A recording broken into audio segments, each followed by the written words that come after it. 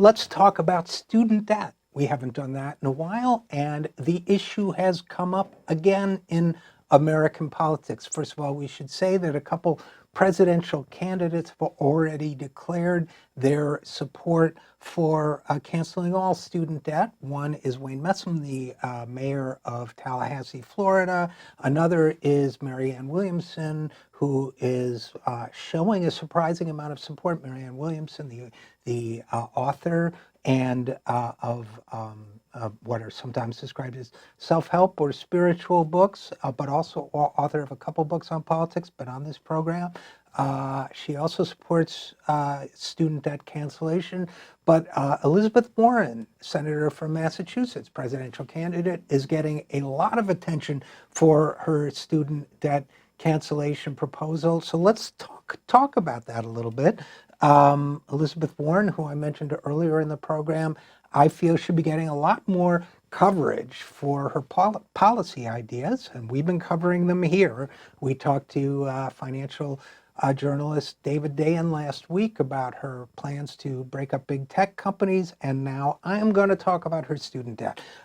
Let's start first by saying that Senator Warren's proposal combines student debt cancellation with a program of tuition-free public higher education in this country. So that, as we've said on this program before, that's the way to do it that makes sense. There's no point freeing 44 million people, maybe 45 now, from student debt only to indebt other future generations and getting that number back up again. Then you also create what people worry about, the moral hazard of people will borrow money believing that they won't have to pay it back. It gets complicated. So it should always be I think, sensibly paired with tuition-free higher education. Besides, it makes sense to have tuition-free public higher education. We had it for generations in much of this country, in the State University of New York system, in the University of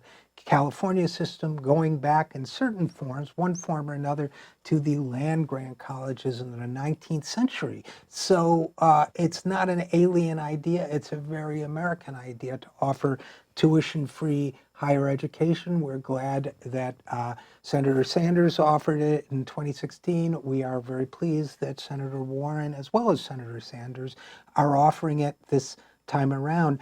Now, Senator Warren is also proposing a limited student debt cancellation plan. And here's how she would do it, just so we know the specifics. Her plan would cancel up to $50,000 in student loan debt per person for an estimated 42 million Americans, but not everyone would get the full $50,000. Of course, some people don't owe that much in student debt, and also her plan steps down the amount that would be forgiven depending on how much money you earn. So that, for example, if you would get the full 50,000 if you earn less than 100,000, and then you'd get a declining amount if you earn between 100,000 going up to 250,000.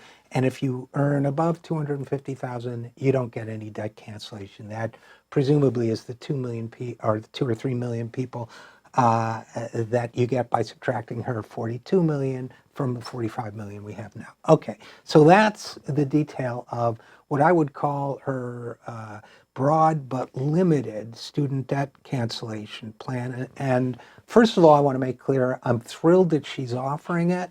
I think it's a huge step forward for the country, and I think it triggers a national debate we should be having, and hopefully will lead to a policy of student debt cancellation, which I think is a really good idea.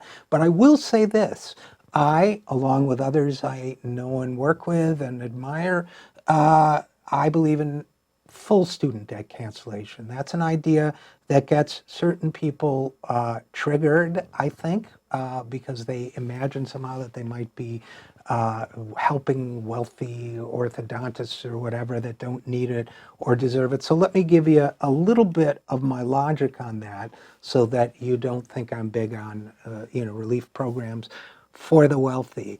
number one is it doesn't help the rich to cancel everyone's student debt, to cancel it for that extra 2 or 3 million people, because if they were really rich, if they were born rich, if they had millions upon millions of dollars, they wouldn't have any student debt at all. There's no point paying those kinds of interest rates on debt if, first of all, your parents could just write a check for tuition, which is what the wealthy do, or secondly, if you yourself could write a check and pay it off. So it's not really about helping the rich. Yeah, you might help some reasonably well-off people by doing a full cancellation, but that gets to my main point, which is there was a macroeconomic study done using traditional economic models. It was done by the Levy Institute. The Levy Institute study on total student debt cancellation, and it showed that millions of jobs would be created, good jobs for everybody, people that went to college, people that didn't go to college. I mean, if you think about it, if student debt is canceled for all these people, it would be a real stimulus. People would go out to eat more. They would start households more. They would buy homes. They would buy cars. People would get jobs out of this. So I guess the way I would put it is like this. Are you so worried about helping an upper middle class doctor or two, along with 42 million suffering Americans, that you actually want to take jobs away from people who work in restaurants or work in construction or work in manufacturing cars? That to me makes no sense at all. What makes sense to me is a clean, simple, easy to administer program of full student debt cancellation.